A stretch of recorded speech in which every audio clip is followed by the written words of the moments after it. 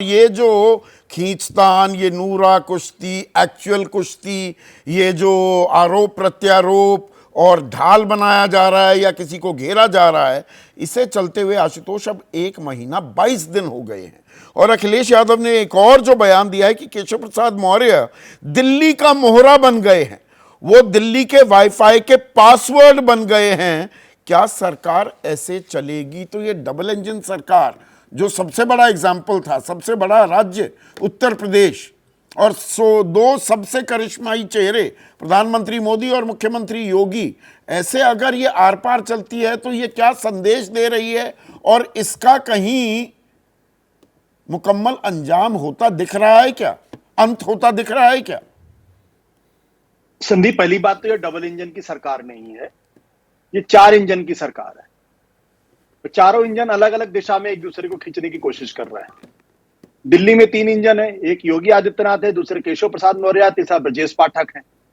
दिल्ली में नरेंद्र मोदी जी हैं। तो जब इन चारों के बीच में किसी तरीके का कोई तारतम्य दिखाई नहीं पड़ रहा है तो इंजन को तो फेल होना ही है, वो गाड़ी को कहीं आगे जाना भी नहीं है। दिक्कत क्या है कि हम इस पूरे क्राइसिस को योगी आदित्यनाथ के पर्सपेक्टिव से समझने की कोशिश कर रहे हैं। अगर इस पर्सपेक्टिव को बदल दिया जाए, इस पूरी कहानी को केशव प्रसाद मौर्य और ब्रजेश पाठक के पर्सपेक्टिव से अगर समझने की कोशिश की जाए तो बेहतर होगा।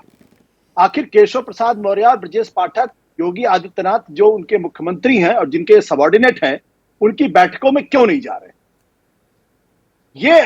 यही इस पूरे सवाल की गुत्थी है।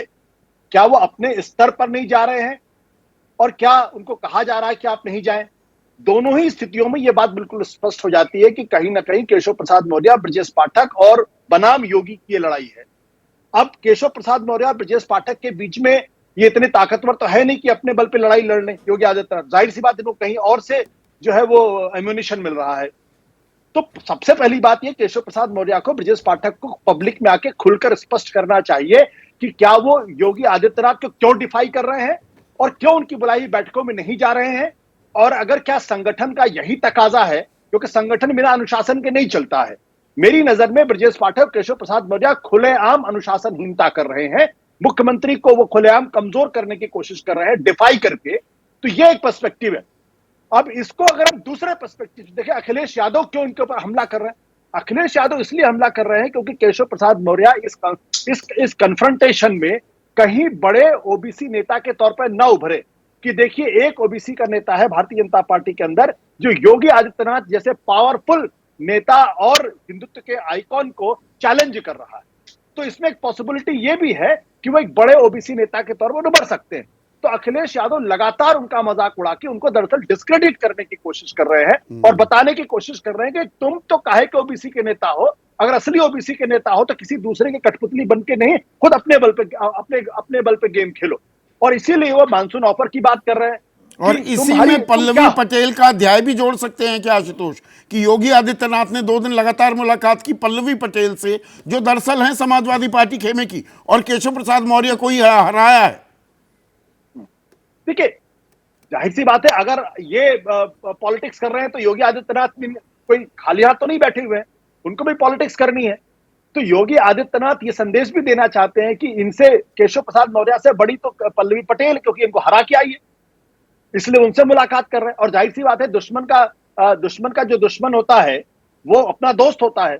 वैसी स्थिति में योगी आदित्यनाथ, लेकिन मुझे योगी आदित्यनाथ तो पल्लवी की मीटिंग में कोई बहुत ज्यादा उसमें राजनीतिक अर्थ नहीं निकालना चाहिए, उसका कोई बहुत ज्यादा अर्थ नहीं है। और ये एक औपचारिक मुलाकात भी हो सकती है, हाँ, क्योंकि इस समय में हुई है इसलिए इसके राजनीतिक अर्थ निकाले जाते।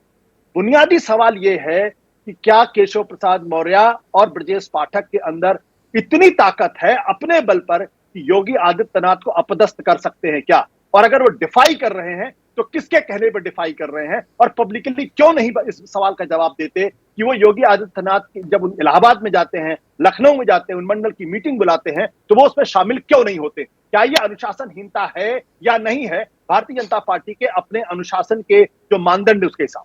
जैसे ही घड़ी का काटा दोपहर 2:30 पे आए, बबीता जी का दिल सास बहू साजिश के लिए मचल जाए।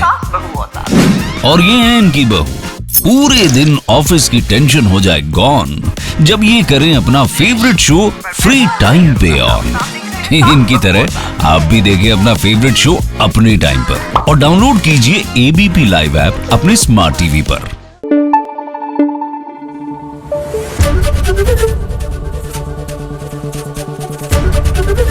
एबीपी न्यूज आपको रखे आगे।